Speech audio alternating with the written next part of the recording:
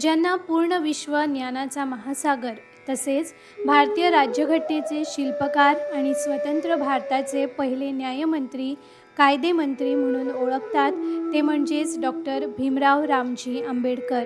ते एक प्रख्यात न्यायशास्त्रज्ञ, अर्थशास्त्रज्ञ, राजकारणी, तत्त्वज्ञ आणि समाजसुधारक ज्यांनी दलितांच्या उद्धाराकरिता तसेच भारतातील मागासलेल्या वर्गांच्या प्रगतीकरिता आपल्या संपूर्ण जीवनाचा त्याग केला. डॉक्टर बाबासाहेबांचा जन्म 14 एप्रिल 1891 साली मध्य प्रदेशातील महू या गावात झाला.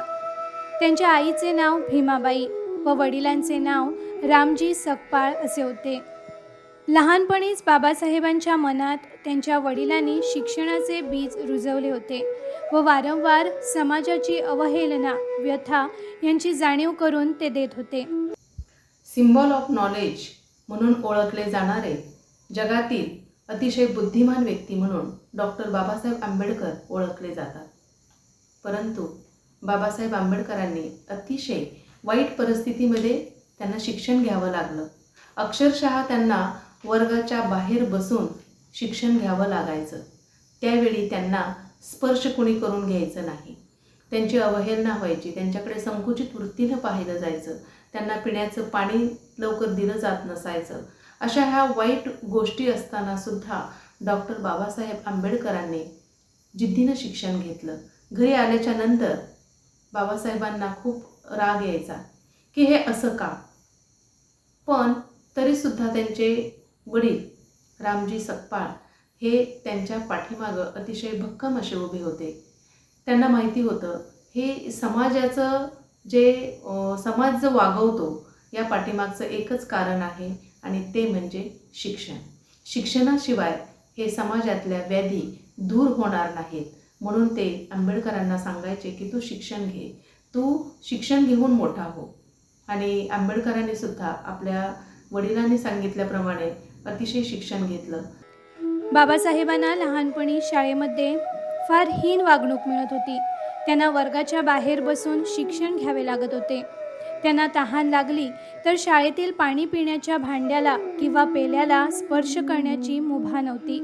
तर शाळेचा शिपाई त्यांना वरून पाणी पिण्यासाठी टाकत असे व बाबासाहेब ते पाणी ओंजळीने पित असत. शिपाई नाही तर पाणी नाही अशी त्यांची गत होती.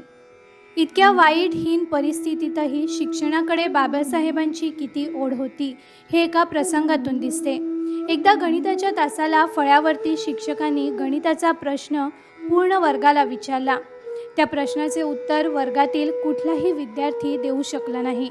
परंतु बाहेर बसलेल्या विद्यार्थ्याने हात वरती केल्यावर गुरुजींनी त्याची तर्कबुद्धी तपासण्यासाठी वर्गामध्ये प्रवेश दिला आणि बाबासाहेबांनी ते गणित अचूक सोडवून दाखवले.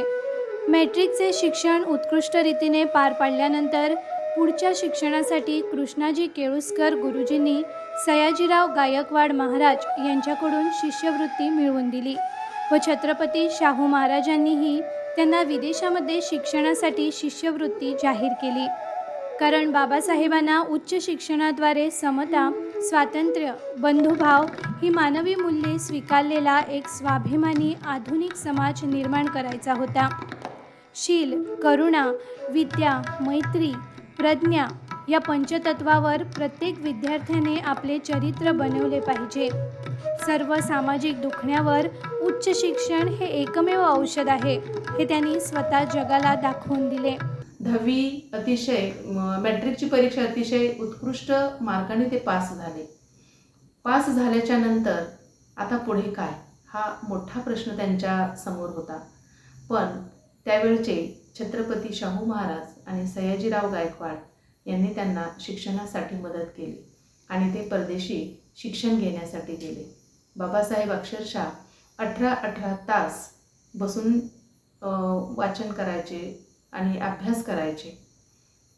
त्याच्यानंतर बाबासाहेब जेव्हा शिक्षण घेऊन भारतामध्ये परत आले त्यावेळेला त्यांनी की प्राथमिक शिक्षण हे फार गरजेचं आहे आणि ते प्रत्येकाला मिळालेच पाहिजे. शिक्षण ही प्रत्येकाची मूलभूत गरज आहे, ती मिळालीच पाहिजे. शिक्षणाशिवाय समाजातील अंधश्रद्धा, अन्याय हा दूर होणार नाही. शिक्षण जर असेल तरच प्रत्येक व्यक्तीला आपला न्याय, अधिकार, कर्तव्य हे सर्व समजणार आहे. आणि म्हणूनच बाबासाहेबांनी काही ठिकाणी असं सांगितलं आहे की वाचाल तर वाचाल. शिक्षणाशिवाय माणसाला ज्ञानाशिवाय माणसाला प्रगतीचा मार्ग सापडत नाही, असं बाबासाहेबांनी सांगितलं. हे एक व्यक्तिमत्व आमी म्हणटा की एक थोर व्यक्तिमत्व जावन गेले आणि आज लेगीत तांकां आमी याद करता. तांचे विचार, तांचे जे वेगवेगळे तांचे मनांतले जे तांकां दिसताले की सगळ्या लोकां खातीर आमी कितें करप आनी कशें करप, हे विचार ताणें त्या वेळार ताणें फ्युचर म्हणजे आमचे फुडले विचार ताणें पयलींच एक बरोवन दवरिल्ले आनी ते बरोवन दवरिल्ले ताणें एक आमचें एक संविधान जशें आमी म्हणटा, इंडियन कॉन्स्टिट्यूशन जें म्हणटा, जें आमचें रिटन कॉन्स्टिट्यूशन आसा तातूंत ताणें सगळें लिखीत केल्लें आसा. ते ड्राफ्टींग कमिटीचेर आशिल्ले, ताजे बरोबर आनी तांचे फ्रेंड्स आशिल्ले की ताणें ही कॉन्स्टिट्यूशन ताणें बरोवपाचो एक बरे तरेन म्हाका दिसता एक विचारपूर्वक एक विचार करून ताणें ही कॉन्स्टिट्यूशन ड्राफ्ट केल्लें आसा. आनी आज जर आमी हें इंडियन कॉन्स्टिट्यूशन आमचें पळयता जाल्यार म्हाका दिसता खरेंच एक गरज आसा सगळ्यांक की तें इंडियन कॉन्स्टिट्यूशन सगळ्यांनी वाचप इन डिटेल, सगळ्यांनी बरे तरेन वाचून घेवप. जावं ते फक्त अशें व्हड मनशांनी किंवा दादल्यांनी बायलांनी ते आज म्हाका दिसता हे सगळे स्कुलांनी इन्स्टिट्यूशनांनी हे इंडियन कॉन्स्टिट्यूशन आमचें कंपल्सरी जावपाक जाय.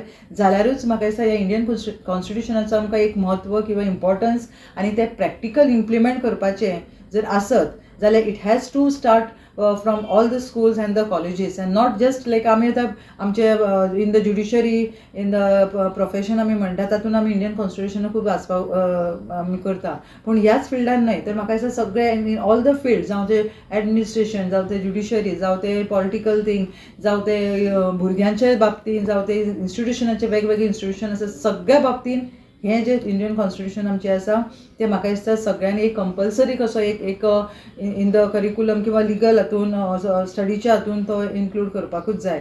कित्याक आज जर आमी हें संविधान जर वाचता, कॉन्स्टिट्यूशन जर वाचता, हातून फक्त दादल्यां खातीर बायलां खातीर न्ही तर सगळे इवन जाणट्यां खातीर, भुरग्यां खातीर आनी वेगवेगळे जे कम्युनिटीज आसा तांच्या खातीर हें संविधान बाबासाहेब आंबेडकरान तांच्यांनी हें लिखीत केल्लें आसा. बाबासाहेब आंबेडकरांबद्दल सांगायचं म्हणजे त्यांचं कार्य, त्यांनी पुष्कळ सामाजिक कार्य केलेलं आहे. त्यात मुख्य म्हणजे त्यांनी अस्पृश्यता नष्ट करण्यासाठी त्यांनी जे केलेले आहे ते त्याचे तोड नाही. कारण आज जे समाजात दलित समाजाला जे स्थान मिळालेलं आहे ते बाबासाहेब मुळे. आणि दुसरा सांगायचा मुद्दा म्हणजे ते स्वतः दलित असल्यामुळं त्यांना त्याच्यातले ते सगळं माहीत होतं. कारण दलितांना त्यावेळेला काय त्रास सहन करायचा, कसं शिक्षण घेण्याकरता कसं त्रास करायचा, अस्पृश्यता जी होती त्यावेळेला ती पुष्कळ होती. त्यामुळं त्या समाजात स्थानच नव्हतंच आणि काही शिक्षणसुद्धा घेता येत नव्हतं.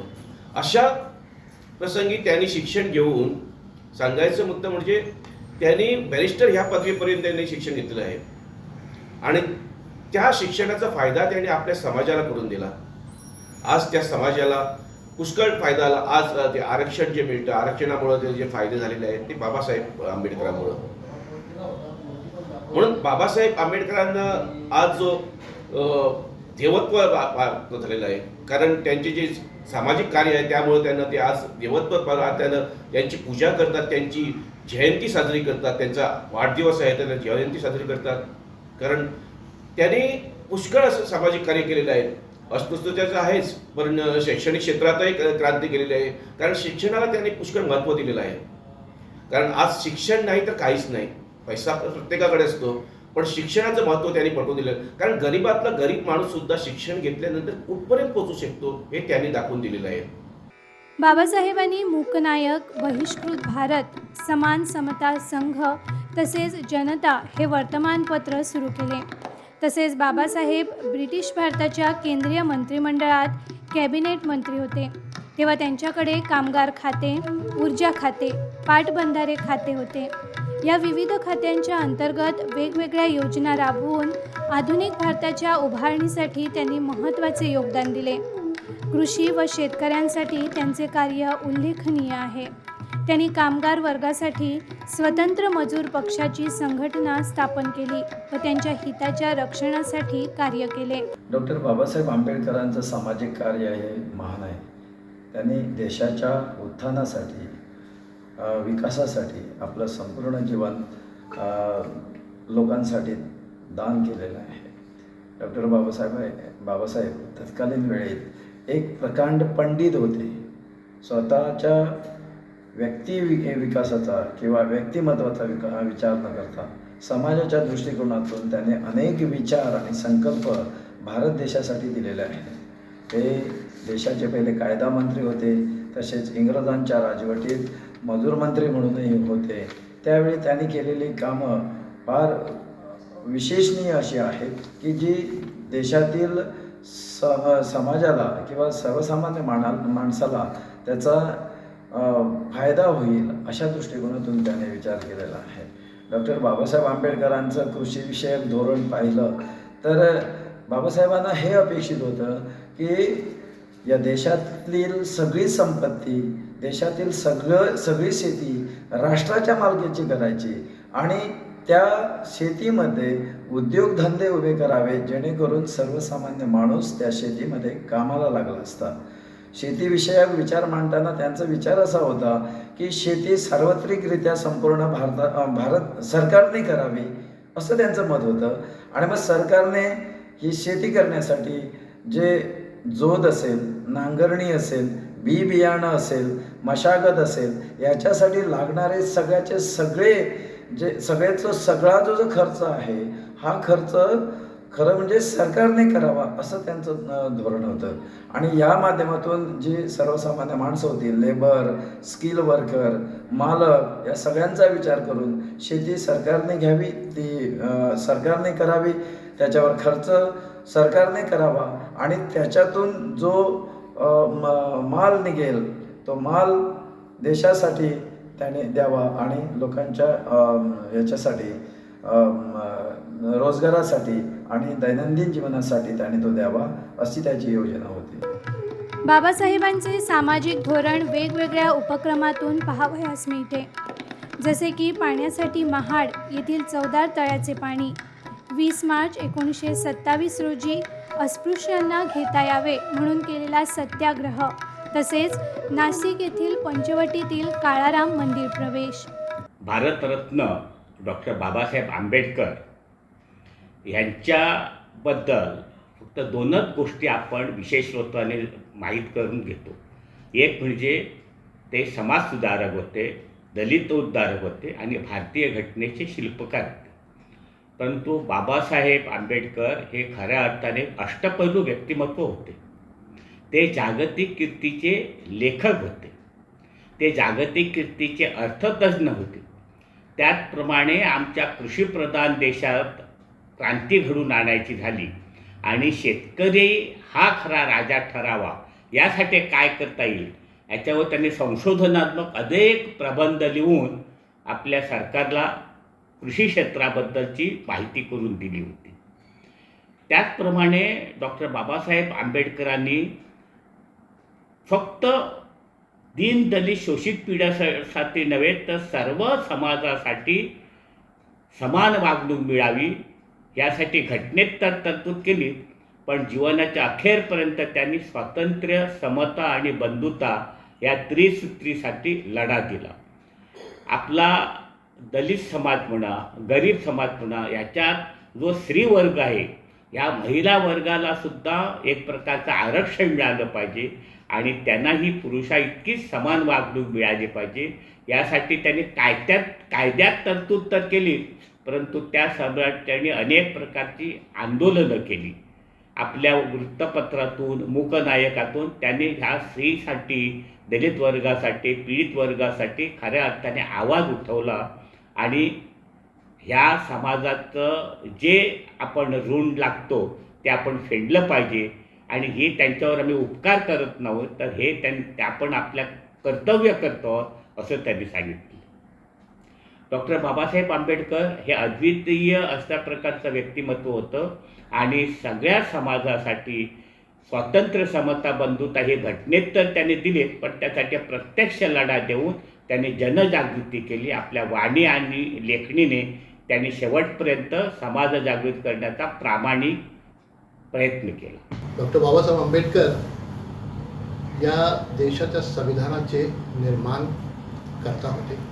आम्ही त्यांना main architecture of constitution of India असं आम्ही म्हणतो. 19 ऑगस्ट 1947ला डॉक्टर बाबासाहेब आंबेडकरांना हा संविधान लिहिण्याची मुभा दिली होती, परवानगी दिली होती. आणि परवानगी देत असताना या देशाचे महानतम नेते महात्मा गांधी, जवाहरलाल नेहरू, वल्लभभाई पटेल यांनी त्यांच्या विद्वत्तेवरच्या आधारावर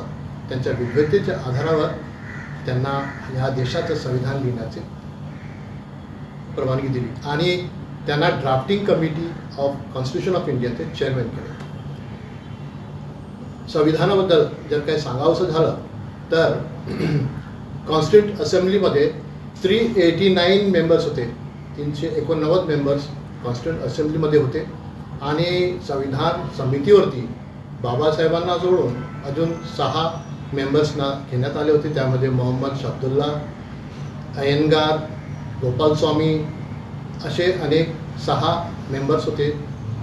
या 6 मेंबर्सबद्दल सांगायचं झालं तर त्यांनी वेळेवेळेवरती ह्याच्यातले 1 किंवा 2 व्यक्ती जे मेंबर्स होते ते विदेशाला निघून गेले. काही मेंबर्सची तब्येत खराब झाली आणि त्याच्यामुळे सर्व जो भार होता, या देशाचं संविधान लिहिण्याचा जो भार होता तो बाबासाहेब आंबेडकरांवरती आला. या संविधानामध्ये महत्त्वाची एक बाब म्हणजे प्रियम्बल. या देशाच्या संविधानामध्ये जो प्रियम्बल लिहिलेला आहे त्याच्यामध्ये जो प्रियम्बलमध्ये जो पहिला सेंटेन्स गेलेला आहे, we the people of India. या वी दी पीपल ऑफ इंडियाबद्दल फार मोठा संघर्ष बाबासाहेब आंबेडकरांना कॉन्स्टिट्यूंट असेंब्लीमध्ये करावं लागलं. आणि विविध धर्माचे लोक पार्लमेंटमध्ये असल्यामुळे त्या धर्माप्रमाणे आपली बाब तिथे यावी. जसं मुस्लिम लोक सांगत होते की या अल्लाहू अकबर तिथे लिहिलं पाहिजे, हिंदू लोकांचं वेगळं म्हणणं होतं की तिथे ओम नमो शाह यायला पाहिजे होते. आणि हा संघर्ष झेलत असताना डॉक्टर बाबासाहेब आंबेडकरांनी सुचवलं की यावरती आपली वोटिंग झाली पाहिजे. आणि डॉक्टर बाबासाहेब आंबेडकरांनी आपलं मत मांडलं तेव्हा त्यांनी सांगितले की we will write we the people of India. 15 August 1947ला भारत स्वतंत्र झाल्यानंतर भारताचे संविधान लिहिण्याची जबाबदारी डॉक्टर बाबासाहेब आंबेडकरांवरती सोपवण्यात आली. डॉक्टर आंबेडकरांनी जीवाचे रान करून भारतातील प्रत्येक घटकांचा, नागरिकांचा विचार करून, सृष्टीवरील सर्व प्राणीमात्रांचा, निसर्गाचा विचार करून सर्वांचे हित जपले जाईल अशाच संविधानाची निर्मिती केली व ते संविधान देशातील नागरिकांना 26 नोव्हेंबर 1949ला बहाल केले. डॉक्टर बाबासाहेब आंबेडकरांनी आपल्या दीनदलितांच्या वाट्याला आलेल्या व्यथा वेदना दूर करण्यासाठी मजूर मंत्री ते कायदा मंत्री या दरम्यान जे जे काही करणं शक्य होतं ते केलेलं आहेच. उदाहरणार्थ त्यांनी मजूर मंत्री म्हणून कामगारांसाठी जे कायदे केले ते कायदे आजही किती उपयुक्त आहेत हे आज आपण बघतो आहोत. महिलांसाठी 33% आरक्षण आज 21वे शतक उजाडलं तरी भारतात ते बिल पास होत नाही. परंतु त्यावेळी हिंदू कोड बिल आणून डॉक्टर बाबासाहेब आंबेडकरांनी या भारतातील महिलांना पुरुषांच्या बरोबरीने स्थान देण्यासाठी जे प्रयत्न केले होते ते प्रयत्न पाहिल्यानंतर ते किती भविष्यवेधी होते याचं प्रत्यंतर आपल्याला येतं. आणि जेव्हा हिंदू कोड बिल पास होत नाही असं लक्षात आलं तेव्हा त्यांनी राजीनामा देणं पसंत केलं. एवढं महिलाविषयीची काळजी वाहणारा, सर्वसामान्य कामगारांसाठी आपलं अस्तित्व पणाला लावणारा हा नेता आपल्या बांधवांसाठी देखील तेवढ्याच तळमळीने वावरताना दिसतो. त्यांनी सांगितलं होतं की मला हिंदू धर्माच्या बाहेर पडायची अजिबात इच्छा नाही, परंतु जो हिंदू धर्म एकाच धर्मातील आपल्या बांधवांना जातीच्या, पोटजातीच्या आणि वर्णव्यवस्थेच्या नावावर दुय्यम वागणूक देतो तो धर्म मला मान्य नाही. ही समता जर तुम्ही मान्य करणार नसाल तर मी तुमचा धर्म मान्य करणार नाही. हे एवढं बोलूनच थांबले नाही तर त्यांनी नाशिकच्या काळाराम मंदिराचा सत्याग्रह सुरू केला महाडच्या चौदार तळ्याचं पाणी सर्वांना मिळालं पाहिजे यासाठी त्यांनी सत्याग्रह उभारला. हे सगळं करतानाही हिंदू धर्म मार्तंड ज्या पद्धतीनं त्यांच्याशी वागत होते त्यामुळं ते अधिक दुःखी होत गेले आणि मग त्यांना येवल्याला घोषणा करावी लागली की मी हिंदू म्हणून जन्मलो असलो तरी हिंदू म्हणून मरणार नाही. हे घोषणा करण्याचं त्यांचं काम झालं तेव्हा देखील हिंदू धर्मातील धर्ममार्तंड जागे झालेले नाही. तब्बल 21 वर्षे त्यांनी वाट पाहिली की आपल्याला लोक समजून घेतील आणि हिंदू धर्मातील या त्रुटी आहेत, आपल्याच धर्म बांधवांना दुय्यम लेखणाऱ्या ज्या गोष्टी आहेत ते सुधारतील याची वाट त्यांनी 21 वर्ष पाहिली, पण ते झालं नाही. आणि नाईलाजाने त्यांना 1956 साली नागपूर येथे आपल्या लाखो बांधवांना घेऊन बौद्ध धर्मांतर करावं लागलं. म्हणजे या धर्मातील विषम व्यवस्थेने त्यांना नाईलाजाने हे पाऊल उचलायला भाग पाडलेलं आहे. हे सर्व कार्य करत असताना बाबासाहेबांचे महान गुरु संत कबीर, गौतम बुद्ध व महात्मा ज्योतिराव फुले यांचे विचार बाबासाहेबांच्या कार्यातून दिसून येत आहेत. डॉक्टर बाबासाहेब आंबेडकर जी महिलाओं के प्रति विचारधारा प्रगतिशील तथा संतुलित थी. डॉक्टर आंबेडकर 20वीं सदी के एक महान विद्वान नायक थे जिन्होंने महिलाओं के शिक्षा तथा सशक्तिकरण पर काम किए थे. लेकिन फिर भी किसी कारणवश उनका यह रूप समाज के सामने उभर कर आया नहीं.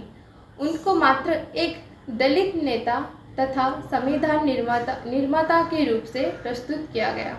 वो कहते थे किसी समाज की तरक्की उन महिलाओं के विकास और उनको प्राप्त अधिकारों से आंकी जानी चाहिए. बाबा साहेब ने शिक्षा का महत्व जानते थे. उन्होंने हमेशा महिलाओं को शिक्षित होने के लिए प्रेरित किया था. बाबा साहेब हमेशा ही नारीवाद के समर्थक थे. उन्होंने उस जमाने में अपने महिला कर्मियों को मैटरनिटी लीव दिलाई थी, जिस पर हम आज विचलित हैं. आज भारतीय महिलाओं के विकास और प्रगति में ज्योतिबा फुले और सावित्रीबाई फुले साथ अब बाबा साहेब का भी एक हिस्सा थे. 14 ऑक्टोबर 1956ला दसऱ्या दिवशी बाबासाहेबांनी बौद्ध धर्माची दीक्षा घेतली. त्यांच्यासोबत त्यांच्या अनुयायांनी मोठ्या संख्येने धर्मांतर केले. 7 डिसेंबर 1956 साली त्यांची प्राणज्योत मालवली. कर गुजर गए वो भीम थे, दुनिया को जगाने वाले वो भीम थे. हमने तो सिर्फ इतिहास पढ़ा है यारो, इतिहास बनाने वाले वो मेरे भीम थे. देश के लिए जिन्होंने सिर्फ ऐशो आराम को ठुकराया था, गिरे हुए को स्वाभिमान सिखाया था, जिन्होंने ये सबको तूफानों से टकराया था, देश का वो था अनमोल दीपक बाबा साहब कहलाए. आज हम उनके बातों से दिल को अपनाएंगे. लो आज हम मिलकर अंबेडकर जयंती मनाएं. इस तरह का योगदान बाबा साहब ने अपने देश के लिए प्रदान किया है. इससे हर व्यक्ति ने अपनाना है.